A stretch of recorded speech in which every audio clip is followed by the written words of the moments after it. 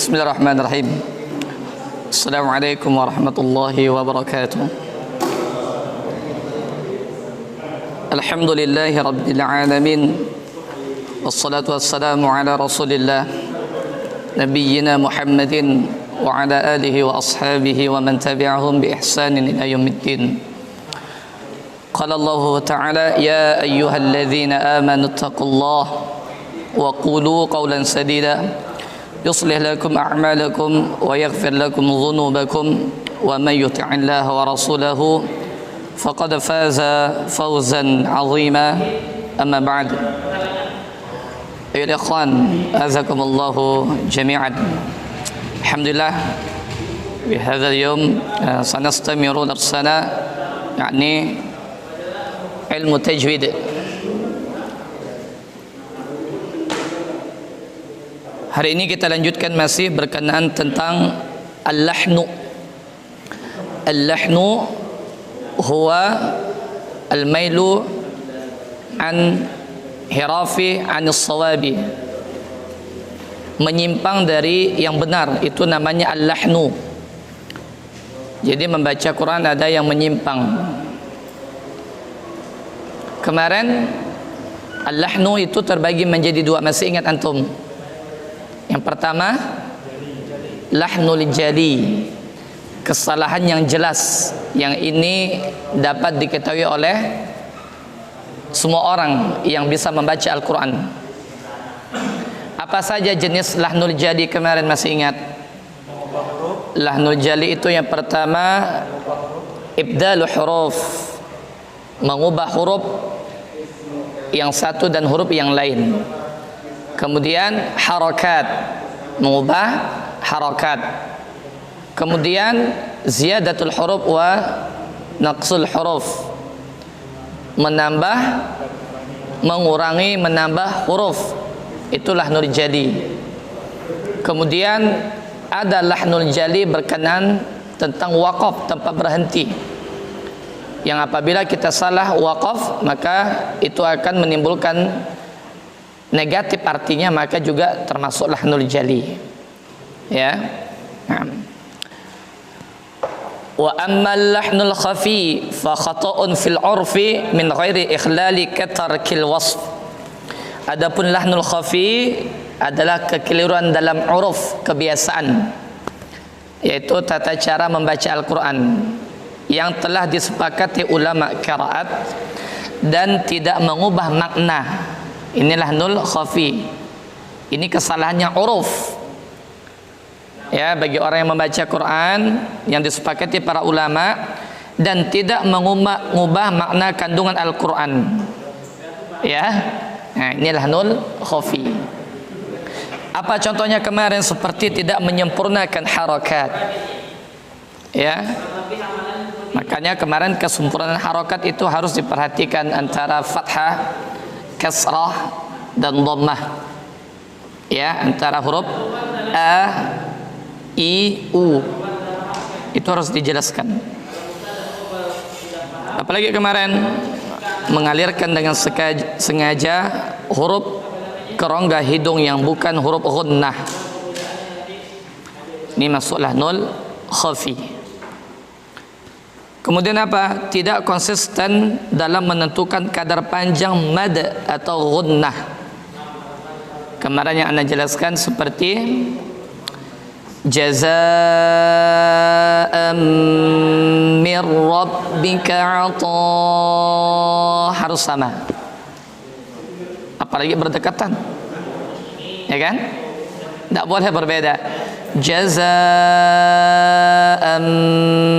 mir rabbika 'ata'an hisaba. Ya. Ini tidak boleh. Konsisten yang kita kenal dengan tauhidul manhaj. Tauhidul manhaj.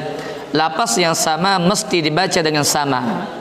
Tidak membedakan dengan yang lain. Ini namanya tauhidul manhaj dalam membaca Al-Quran. Ya, begitu juga ghunnah. Thumma yumitukum thumma yuhyikum harus sama. Ya, konsisten dalam mad dan ghunnah.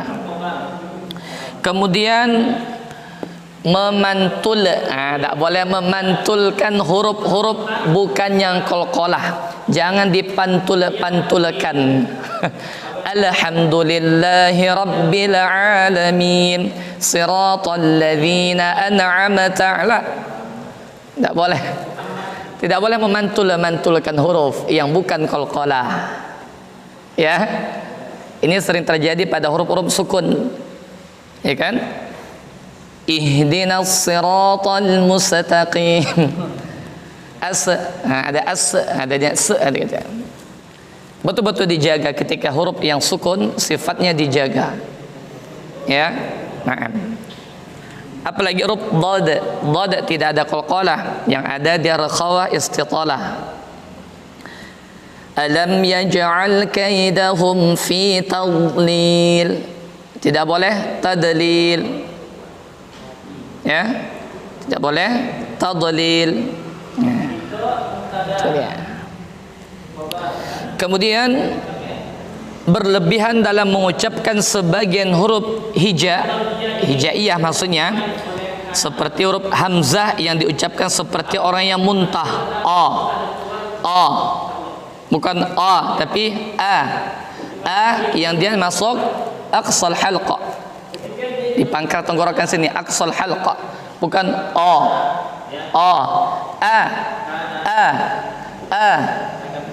ya, bukan tapi ya. Atau huruf ha yang hampir-hampir dipindahkan ke dada, yang sini enggak boleh berlebihan, ya. Bukan tapi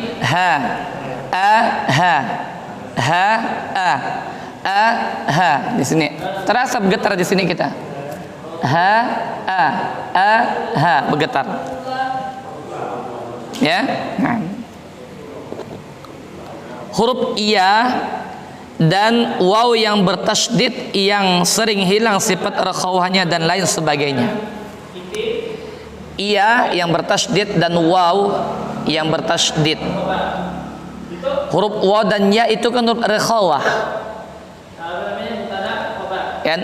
Wadhkurullaha fi ayyamin ma'dudat. Ya ayyuha, bukan ya ayyuha. Ya ayyuha, ada ayyuha. Rakhawahnya ada. Rakhawahnya itu mengalirkan suara. Ya. Wa innahu huwat tawwab. Bukan innahu huwat tawwabur rahim. Huwat tawwab. Terlebih lagi iya yang bertasydid dan waw yang bertasydid yang sebelumnya didahului kasrah atau dhammah. Kalau ya itu didahului, apabila huruf iya yang bertasydid sebelumnya kasrah, maka dia ditekan lagi, dinabarkan iyyaka, tapi tidak menghilangkan rakhawah. Bukan iya, tapi iya. Fama lahu min quwwatin ya, gitu dia. Faqulna ihbitu ba'dukum li ba'din adu, bukan adu, ada rakhawah, mengalirkan suara. Nah, ini kadang-kadang terlupa iya sama wa, menghilangkan sifat rakhawah, ya. Nah, kemudian berlebihan dalam sebagian sifat huruf seperti hamas, takrir, itbaq dan lain sebagainya. Bagaimana berlebihan dengan hamas? Seperti ta, ka, tidak berlebihan. Kenapa ya kawan? Kalau kita sebut ta, berarti mendominasi di situ adalah hamas, syiddahnya berarti hilang. Padahal huruf ta misalnya itu dia sifatnya syiddah. Ketika kita mengucapkan syiddah yang mana suara tertahan, itulah ada hamasnya. Ta, tidak perlu ta. Antum udah nyebut ta, udah ada hamas. Ta, bukan ta. Kalau riwayat kita, riwayat kami tidak ta, tidak. Sama ka, tidak ka, tapi ka. Ada hamasnya. Syiddah itulah tertahan suara sehingga hamas itu ada. Ya, nah gitu dia. Jadi hamas itu bukan artinya harus bunyikan itu, tapi tidak. Dia awalnya tertahan, suaranya tertahan namun keluar udara. At bukan at. Makanya kata para ulama, hamas itu yasma'ul qarib dunal ba'id. Yang didengar oleh yang dekat saja nih, tapi tidak didengar yang jauh. Itu namanya hamas. Yang dari jauh tidak kedengaran hamasnya, hanya yang dekat saja. Itu pengertian hamas tuh. Ya, itu salah satunya. Kemudian waqaf dengan harokat yang sempurna. Jadi sempurnakan dulu harokatnya. Ya. Jadi jangan waqaf sebelum sempurna seperti huruf nun misalkan, sempurnakan. Nah, gitu dia. Menghilangkan kejelasan huruf awal dan akhir pada sebuah kalimat. Makanya huruf harus jelas, jangan sampai menghilangkan tidak jelas. Seperti apa? Kadang-kadang ada biasa ngajar santri itu ada yang tidak jelas. Contoh kalimat ya pada ya ayyuha gitu tidak jelas soalnya. Ya ayyuha. Kalau ya ayyuha itu namanya tashil. Tashil kan itu tashil itu. Nah itu tashil. Tashil ada dalam qiraat. Kalau dihafaz ada enggak? Ada surah Fussilat. A'jami itu dia. Bukan bukan tapi a'jami itu namanya tashil. Ya, tashil ada satu di hafaz surah Fussilat. Qiraat semuanya Ibnu Katsir, Warash, apabila bertemu dua hamzah pasti tashil tuh. Anzartahum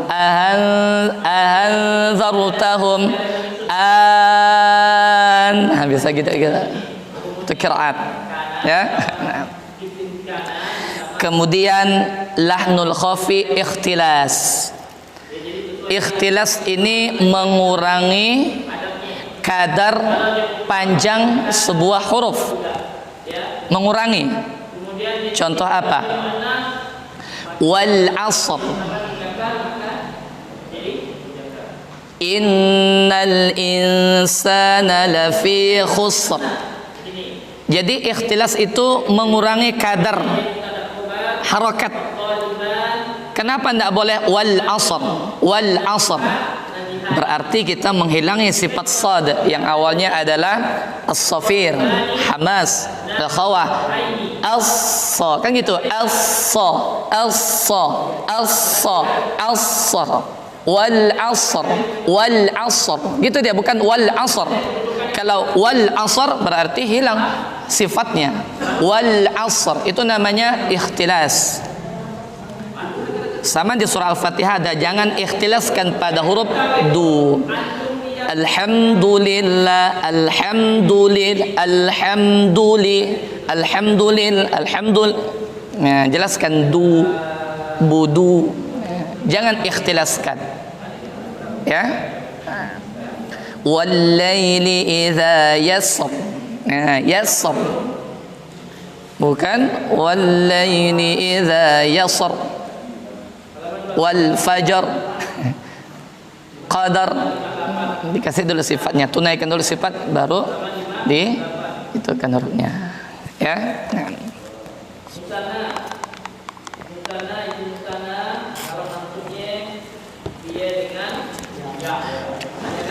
Kemudian ada lagi namanya isba'ul harakat. Isba' artinya menambah. Isba' ini kan penuh. Ya. Isba'ul harakatnya sama juga, kita kena tamtid atau tawallud. Tawallud ini hurufnya nambah atau diseret. Bis, nah, tidak boleh Bismillah. Itu anak-anak biasa tuh. Antum-antum tidak lagi lah. Ya. Jadi diajarkan anak jangan Bismillah. Itu namanya isba'. Berarti di situ ada ya sukun bis, tidak boleh. Bis, itu dia. Ya, sama tidak boleh. Ya.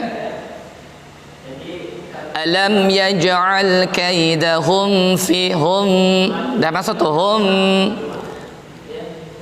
Wahdhar lada wawin wa fa'an takhtafi. Kata Sulaiman Al-Jamzuri dalam syarah Tufanya, wahzar lada.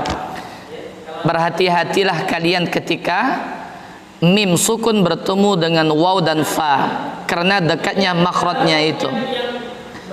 Ada dua kadang-kadang kenapa. Pertama, bisa kepanjangan. Kedua, mim belum terucap tiba-tiba masuk ke huruf.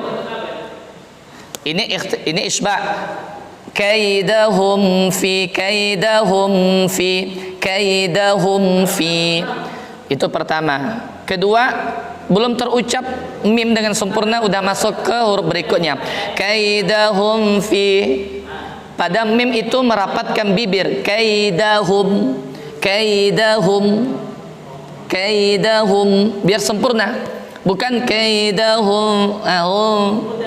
Sama dengan qum fa'anzir. Bukan qum fa'anzir. Karena dekatnya tuh, hati-hati tuh. Ya. Qum fa'anzir. Hati-hati kalau dah mim bertemu wa dengan fa. Lakum dinukum waliyadin. Dan juga jangan berlebih-lebihan seperti mensaktah lakum dinukum waliyadin, karena mau jelas tadi tidak boleh juga berjalan sama lembut. Lakum dinukum waliyadin. Nah, gitu dia. Ya. Itu namanya isba'ul harakat. Ya. Nah. Apalagi contohnya? Yaitu a'udzu, menebalkan huruf yang tipis dan menebalkan huruf yang tebal. Kalau yang salah biasa menebalkan huruf yang tipis dan menipiskan huruf yang tebal. Ya. Makanya itu kan tipis. A'udzu billahi minasyaiton. Ya. Membaca dengan ikhfa, adna dan tafkhim. Nanti itu pembahasan panjang tuh nanti, hukum-hukum tuh nanti. Ini hanya khafi. Membaca ikhfa a'la dengan tarkib. Kuntum. Ya, nanti kita bahas. Ya. Nah. Kemudian tidak menyempurnakan ghunnahnya atau isba'. Famai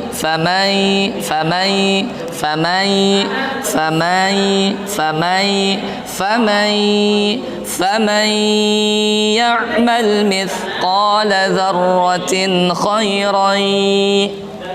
Bukan famai. Nah, gitu dia caranya. Ya. Nah.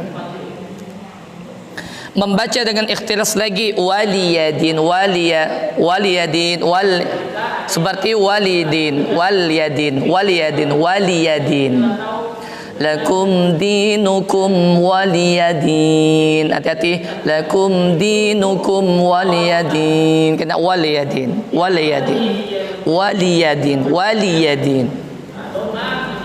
Ya. Kalau yang lain qiraat walidin. Nah, boleh. Walidin.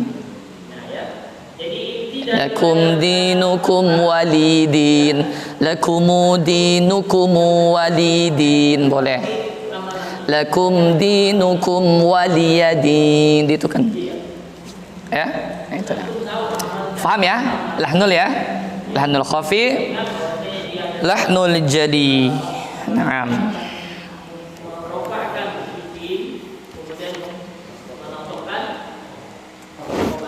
Iya. Hukmul iltizam bi tajwid. Hukum beriltizam dengan tajwid. Ada dua di sini. Ada bilang wajib, ya. Di sini yang mengatakan hukum beriltizam, ada mengatakan wajib. Yang pertama dari sisi makhrijul huruf, ini sifat wajib. Dan sifat wajib nanti ada sifat penghias ada. Ya, sifat yang wajib ada, sifat penghias juga ada. Ya. Yang wajib ya makhrijul huruf, karena dia mengubah makhraj berarti mengubah huruf, ini wajib beriltizam dengannya. Adapun majlis ada seperti tilawah, ya. Ini ada dua, bagi orang yang awam, bagi orang yang mutkin. Yang awam ketika dia baca, ketika dia belum paham tajwid maka dia dimaafkan walaupun baca sendiri. Kalau qari yang mutkin, yang dia paham tajwid, mesti dia tercela kalau meninggalkan ketika membaca sendiri. Ya, yang mutkin. Biasanya kalau kita mutkin kita kadang-kadang mau cepat baca biasa-biasa aja kan. Tetap beriltizam, tetap diamalkan. Ya. Nah. Jadi di sini ada tiga, kata ulama qiraat mengatakan bahwa sengaja terjatuh pada lahan khafi hukumnya haram walaupun tidak mengubah makna. Ya. Adapun kebanyakan ulama qiraat merinci. Yang pertama, apabila yang melakukannya orang awam maka tidak berdosa walaupun dengan sengaja. Ya. Tapi ingat dengan belajar. Harus belajar. Dua, apabila yang melakukannya adalah orang yang telah memahami seluk-beluk tajwid dan qiraat, maka aib tercela bagi dirinya sendiri kalau jatuh kepada kesalahan. Ya, kecuali tidak sengaja atau lupa. Namanya manusia pasti lupa. Ya. Jadi antum jangan mengira para masyayikh ketika baca-baca di YouTube, kok syekh ini kurang ini ya. Ya bisa jadi dia terlupa atau itu namanya manusia. Ya, dan kita tidak boleh istilahnya mengambil berpegang teguh dengan bacaan yang ada di YouTube, tidak menjadi standar. Ya, nanti diturutkan juga yang salah. Kok gini bacanya? Padahal itu kesalahan, mungkin syekhnya itu lupa, diikutkannya juga. Itu pentingnya belajar. Kemudian yang ketiga, Syekh Aiman Suwaid hafizallah menambahkan, adapun dalam rangka periwayatan dan pengambilan ijazah sanad atau majlis ada, maka baik orang awam terlebih lagi mukri wajib mengamalkan seluruh kaidah-kaidah tajwid. Ini Syekh Aiman Suwaid. Nah. Baik, alhamdulillah sudah selesai pengantar tentang ilmu tajwid. Karena kalau mau bahas satu-satu belum sampai kita makhraj lama. Tapi tidak apalah, kita nanti langsung masuk makhrijul huruf ya. Nah, sebelum kita lanjutkan ada pertanyaan tentang masalah hukum tajwid. Pengantar tajwid, silakan. Sebelum kita lanjut makhrijul huruf. Antum ada buku ini semua? Ada sama Sarafi kemarin fotokopi. Katanya dah ada fotokopi. Kalau tidak salah pakai ini kemarinnya. Pakai itu kah kemarin? Cuman ada contohnya ya.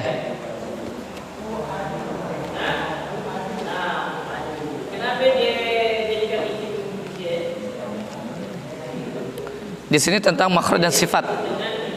Banyak buku sebenarnya sifat, makhraj, sifat. Nah, itu dia. Ada kita.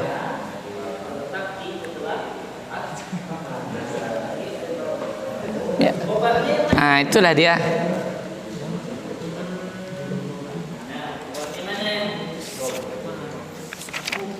Yang ini juga sama boleh. Nah, dia sedikit ya salin ke situ sama aja. Ya. Yang lain adakah? Nah, itu kaidah ini untuk menghafalnya tuh, letak-letaknya yang satunya nih. Kalau ini latihannya sama latihan. Kalau yang satunya lagi punya anak dah langsung sifat dan makhluk langsung latihan di situ. Kemarin daurah sama Syekh Kanova, Ustadz Kanova, diberinya modul itu bagus untuk daurah dalam 1 bulan selesai pakai itu. Pindah apa ya, sama aja nanti ya. Ada yang belum jelas? Ada pertanyaan tentang masalah seputar pengantar ilmu tajwid sebelum kita melanjutkan, yaitu muqaddimah makharijul huruf.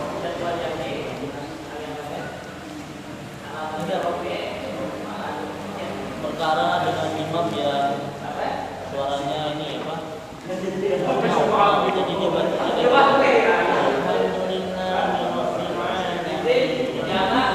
Iya. Iya, membaca Al-Quran dengan lewat rongga hidung, walaupun suaranya bagus, ini juga termasuk kesalahan yang harus dihindari. Walaupun jelas hurufnya sampai tidak mengubah makna, maka hukumnya boleh untuk berimam sama dia. Ya, maka boleh. Cuman itu mesti dihindari sebenarnya dengan mensengaukan suara dengan sengaja. Tapi kalau udah memang tabiatnya begitu, suaranya memang gitu, tidak bisa itu, maka itu bukan termasuk sengaja. Ya, memang ada suara memang sengau gitu, memang ada bisa diubah. Iya, memang gitu. Ya, selama tidak mengubah huruf, maka silakan boleh. Ya. Namun apabila ada masih lebih bagus dari dia, maka berhak jadi imam gitu. Begitu perkara imam dilihat. Ya kan?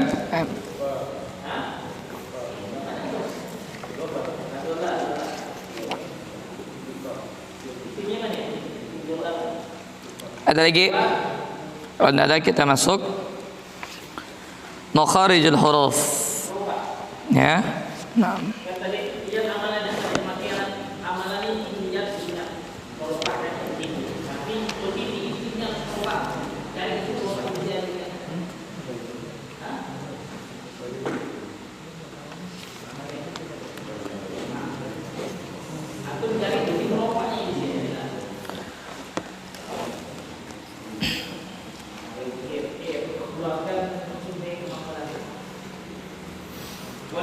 Iya, makharijul huruf ini sebagaimana telah dijelaskan di dalam Quran surah Al-Muzammil, warattilil Qur'ana tartila. Ya, at-tartil tajwid huruf. Nah, itu dia. Jadi tartil itu maksudnya adalah mentajwidkan huruf. Apa itu mentajwidkan huruf? Kemarin masih ingat? Mengeluarkan setiap huruf pada tempatnya atau makhrajnya dengan memberikan hak dan mustahak. Hak itu sifat lazimah, sifat yang selalu melekat pada huruf. Adapun mustahak itu sifat yang kadang-kadang ada pada huruf tersebut, seperti tafkhim dan tarkik, itu namanya aridhah. Itu mustahak huruf. Kalau hak huruf itu sifat yang lazimah, yang selalu melekat pada huruf tuh, seperti hamas, jahar, rakhawa, itu tidak bisa hilang tuh. Tapi kalau tebal tipis itu kadang-kadang tergantung mempengaruhi hurufnya apa. Ya. Tapi kalau hak huruf, sifat yang melekat itu memang tidak bisa dihilangkan. Ya. Nah. Makharijul huruf, ya. Di sini dikatakan oleh Syekh Utsman Murad, mengatakan i'lam bi anna al-harfa sautin i'tamad ala maqati'a laha fil fammi had wal makhraju i'lam annahu fil 'urf ma'nahu mawdi'u khurujil harf. Ketahuilah bahwasanya yang dimaksud dengan huruf ada suara yang bersandar pada tempat-tempat yang terputus padanya di dalam mulut dengan batasan-batasan tertentu, itu huruf. Coba kita menyebut huruf, pasti terputus-putus. A, ba, ta, sa, ja. Itu adalah suara yang bersandar pada tempat-tempat dan dia terputus padanya dalam mulut, tidak nyatu. A, ba, ta itu huruf. Tapi kalau alhamdulillah itu bukan huruf lagi tapi kalimat. Nah, gitu, bedakan ya. Kalimat itu sudah tersusun. Alhamdulillahi rabbil alamin. Tapi kalau huruf a, ba, ta itu huruf terputus dengannya. Ya. Dan yang dimaksud dengan makhraj, ketahuilah bahwasanya secara uruf ia bermakna tempat keluarnya setiap huruf, itulah makhraj tempatnya, yang berasal dari jamak dari makhrajun, makhariju makhraj, yang berarti tempat keluar. Kalau huruf itu adalah ujung sesuatu, ya. Adapun secara istilah makhraj ini adalah tempat keluarnya huruf yang merupakan titik berakhirnya suara yang disukunkan sehingga bisa membedakan huruf yang satu dengan yang lain. Jadi kalau kita mau melihat huruf makhraj itu dengan mensukunkan huruf,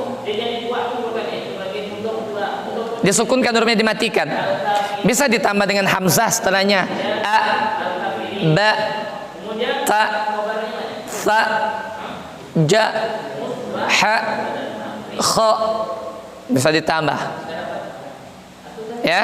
Nah, bisa disukunkan atau disukunkan hurufnya dengan menambah huruf hamzah pertama, a, ab, at, af, aj, ad, alqa, dan seterusnya.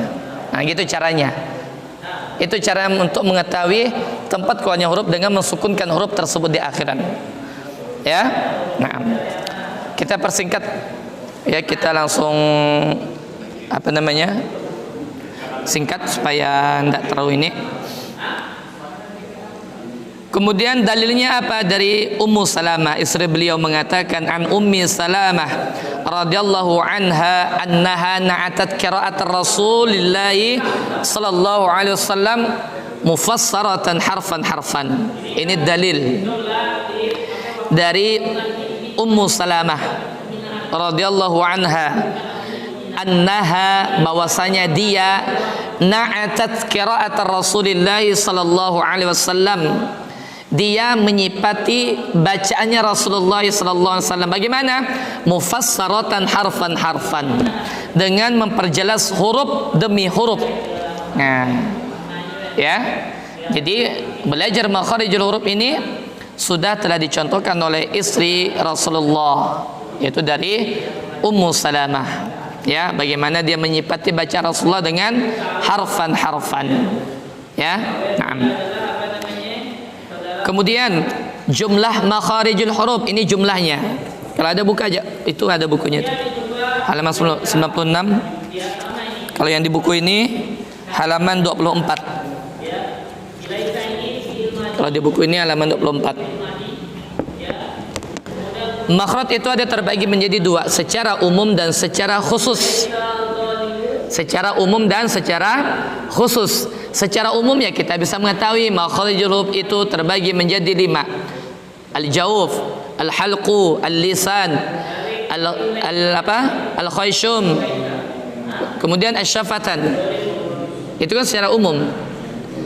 Makhrajnya ada di lidah, ada di tenggorokan, ada di bibir, ada di rongga hidung. Itu secara umum. Yang kita maksud adalah secara khusus nanti. Ya, yang kita bahas adalah secara khusus dengan praktek-praktek nanti. Di sini ada perbedaan, ikhwan. Pertama, Al-Khalil bin Ahmad Al-Farahidi dan Ibnul Jazari mengatakan bahwasanya jumlah tempat keluar huruf itu ada 17. Ini merupakan pendapat jumhur. Ya, pendapat jumhur ulama, berarti kebanyakan para ulama nih. Ya. Rincinya adalah al-jawab, al-halq, al-lisan, asy-syafatan, kemudian al-khayshum.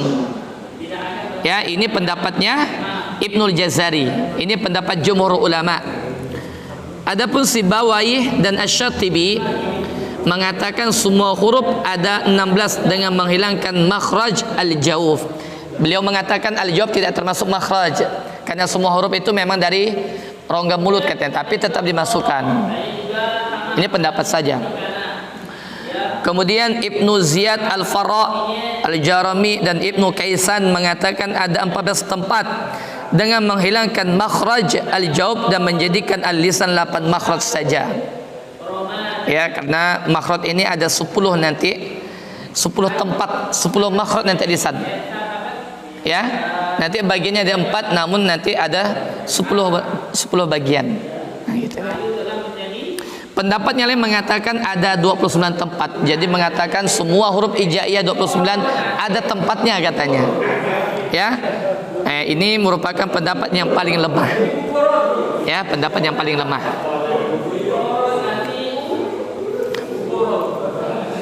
Baik.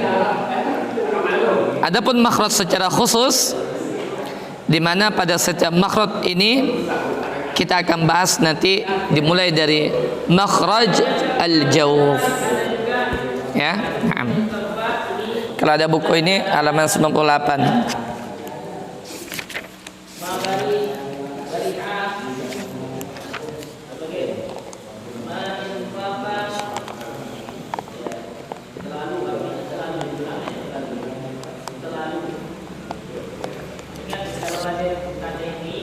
Yang ada buku ini halaman 28. Yang buku ini 28. Yang ini halaman 98 atau 97.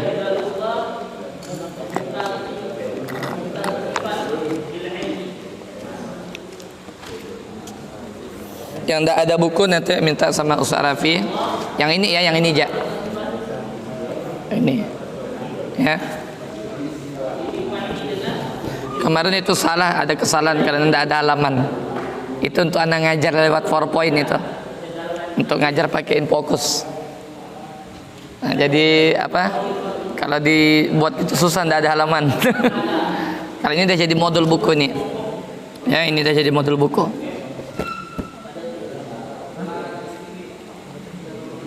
Dan semua intinya sama, semua buku sama. Ya.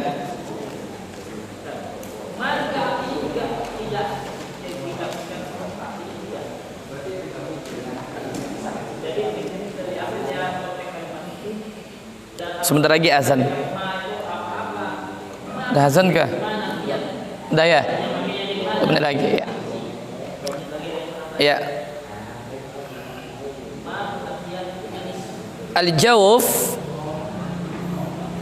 Coba buka Al-Jawf yang sebagaimana dijelaskan oleh Al-Imam Ibnu Jazari dalam matan Jazariyahnya mengatakan fa aliful jawfi wa ukhtaha wa hi hurufu maddin lil hawa tantahi. Antum nanti wajib ngapalkan ini matan Jazariyah dari makhraj dan sifat, apalkan nanti. Itu aja dihafalkan, enggak usah yang lain. Karena banyak matan Jazariyah itu berapa puluh bait syair. Ya. Apalkan aja yang ini aja, yang makhraj dan sifat. Yang kena kita pelajari ini memang, ya. Ada kenikmatan Jazariyahnya.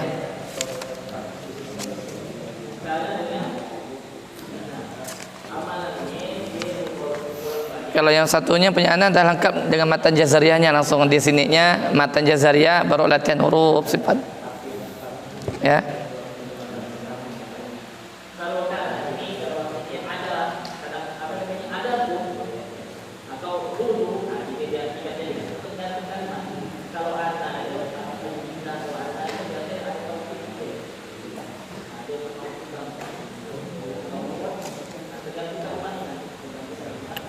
Ini dia nanti. Ini dah lengkap latihan ayat, di sini makhraj, di sini sifatnya. Jadi kalau pakai ini sebenarnya dapat semua langsung kita. Cepat kita belajar. Berarti nanti 1 tahun dah bisa masuk hukum huruf. Nanti dah berikutnya masuk ilmu qiraat. Ya. Banyak, masih panjang. Ada azan dulu. Rehat bentar lah, suara teh dan bisa lama. Sebenarnya mau periksa kemarin ya, jadi malam ini ngajar, besok jangan periksa ini. Udah tahu berapa bulan, sebulan lebih, sering tidak pernah normal suara anak nih. Ya tahu pita suara ngapa kali? Hah? Udah sering biasa minum itu, biasa bahkan takutnya asam lambung itu ngaruh juga ya, asam lambungnya ke atas pita suara.